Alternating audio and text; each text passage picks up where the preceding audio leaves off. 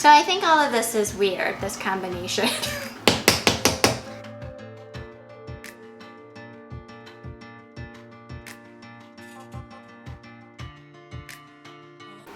Hi friends, welcome back to Friends Test Kitchen, where we scour everywhere for recipe inspiration to make at home. So this week, Gina and I found a really great salad for the fall season. It is a harvest salad with roasted butternut squash and pomegranate seeds. It sounds delicious. If you're interested in making this recipe, please click the link below to get the recipes and all the steps, but make sure you stay till the end where we taste it and we give you the thumbs up or the thumbs down.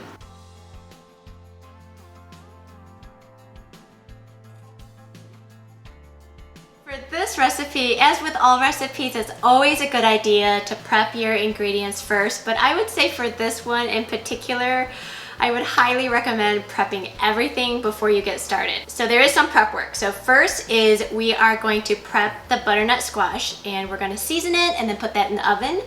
And then we're going to prep the pumpkin seeds, which we're going to season and also put that in the oven. And while those are both baking, we are going to make the vinaigrette and then put it all together. So let's get started on the butternut squash. So I learned a trick from Kat, and the recipe says get a small butternut squash and cut them into moon-like shapes. And at the expense of the aesthetics, I went with the pre-cut butternut squash because the last time I tried to cut it, I almost injured myself. So, Kat, did you cut the beautiful moon? We totally went opposite now. So I had to buy this butternut squash. I had to peel it, and it is really hard. The skin is super thick and it's slippery.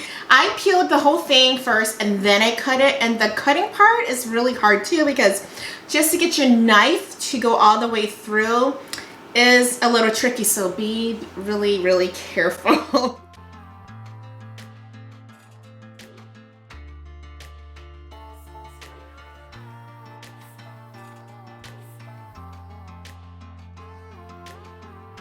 Okay, so we're gonna stick this in, and then we're gonna make the pepitas, or pumpkin seeds as they call it.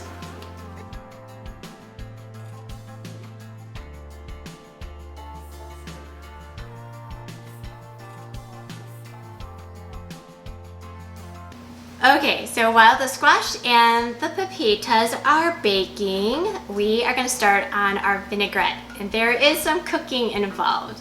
So I've got some olive oil heating up in the pan. Add in the shallots and some chopped sage.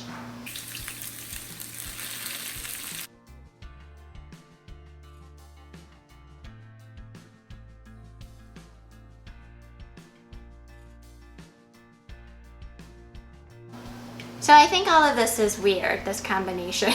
The chili flakes and the honey, but I'm excited. I'm willing to explore.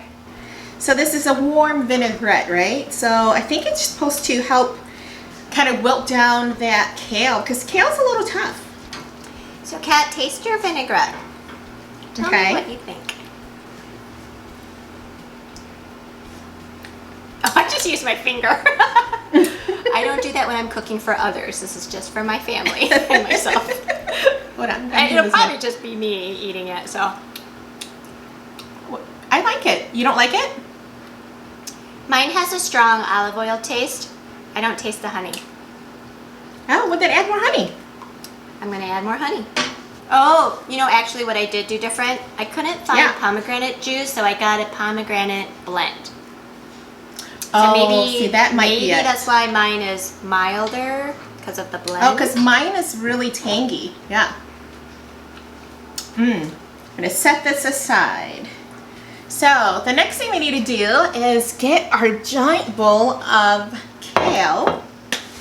Okay, so the next thing to add to that is this thinly sliced shredded Brussels sprouts, which I was just telling Gina, I use my mandolin with a little tiny, Brussels sprout head, and I'm telling you, I was afraid the entire time that I was going to slice off my knuckles or something. Okay, and on top of that is our pomegranate seeds.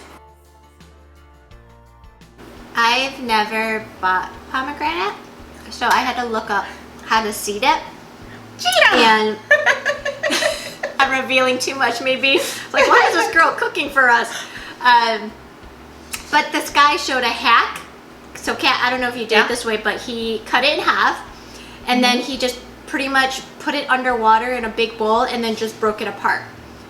And you don't have to worry about the juice flowing everywhere, and the juice just goes in the water, and then the seeds like fall to the bottom, and then the membrane floats to the top. So when it was all done, you just scoop off the top or pour it out, and then the seeds are on the bottom, and it was super simple. So now I'm going to pour the dressing over everything. And then we're going to add in the extra things that makes it extra special.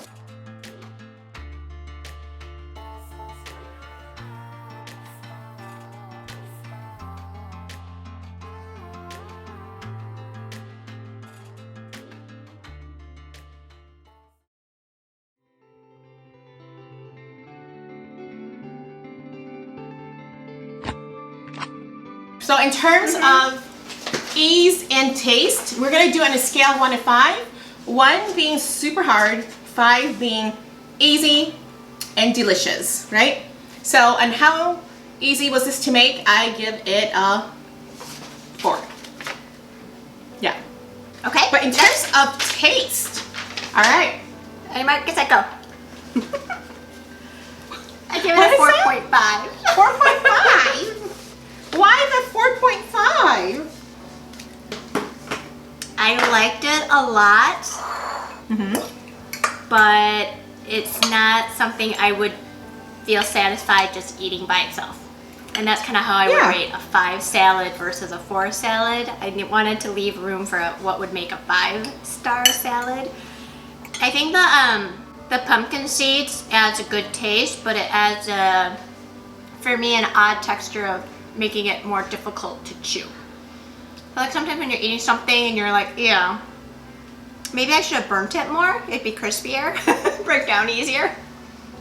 So I think the salad is so good and a really great addition to Thanksgiving. I would totally make this just because it's a beautiful centerpiece, and I can probably knock off 1 or 2 side dishes that I was gonna make. You know, I don't have to make that extra salad or roast some additional vegetables to go with it. So I like that it's all in one. I can almost swap the figs if you can't find it. I was thinking that maybe persimmons would be a great alternative because it's a fall fruit, or maybe just, Honeycrisp apples or something. You just need that additional fruit addition to it just to, brighten it up and bring it to life. But that's my tip. So even though I didn't give it a 5, I do highly recommend that you make this for a family gathering. Based on presentation, it definitely shows that you made a great effort and that it's a special meal that you're about to have together. So if you enjoyed watching Kat and I test these different recipes, make sure you hit like below. And better yet, if you haven't subscribed yet, please subscribe, and that way you won't miss our next recipe.